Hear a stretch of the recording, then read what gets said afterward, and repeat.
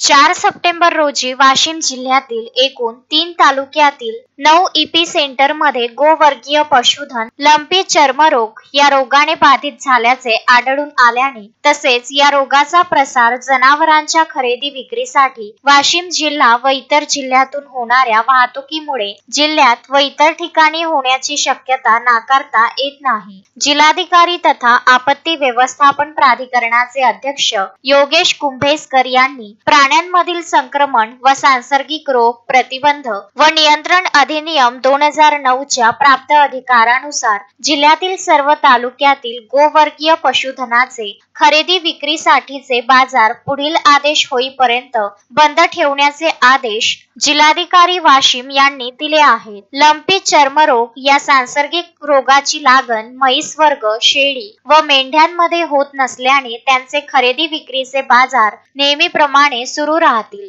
कोणत्याही बाजारामध्ये गाय किंवा बैल वंशीय जनावरे यांची खरेदी विक्री व वाहतूक होणार नाही, असे जिल्हाधिकारी तथा जिल्हा दंडाधिकारी जिल्हा आपत्ती व्यवस्थापन प्राधिकरण वाशिम यांनी कळविले आहे। अक्षय लोटे, विदर्भ न्यूज, वाशिम। श्रद्धा फैमिली शॉपिंग में जाएंगे हम सभी, साड़ियों की नई डिजाइन देखो यहीं से लाएंगे। श्रद्धा फैमिली शॉपिंग में जाएंगे हम सभी, लेडीज जेंट्स बच्चों की हर फैशन लाएंगे सभी।